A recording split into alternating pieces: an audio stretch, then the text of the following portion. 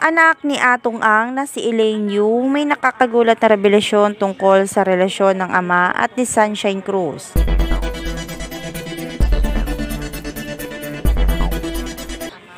Viral pa rin ngayon sa social media ang nakakagulat na pag-amin ni Atong Ang ng tungkol sa lihim na relasyon nila ni Sunshine Cruz.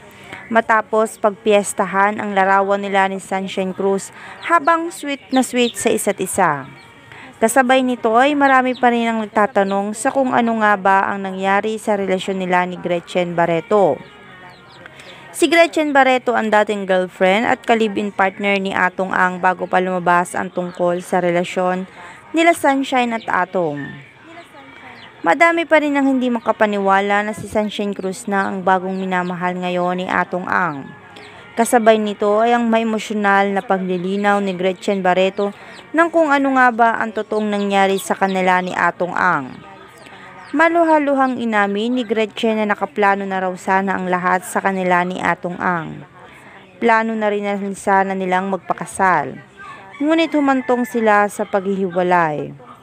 Noong una raw ay ayaw pa niyang pumayag na makipaghiwalay kay Atong Ang dahil sa labis nitong pagmamahal dito. Ngunit hindi na raw niya kinaya pa ang pakikitungo sa kanya ni Atong mula nang makilala niya ang sinasabing umahas sa kanyang asawa na si Atong Ang. Walang iba kundi si Sunshine Cruz. Matapos mag-viral ang mga larawan ni Atong Ang at Sunshine ay umani ng madaming batikos mula sa maraming netizen.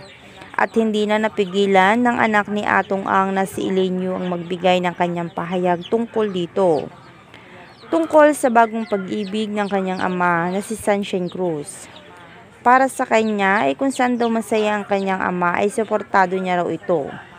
Beside, hiwalay na rin naman daw si Sunshine sa asawa nitong si Cesar Montano.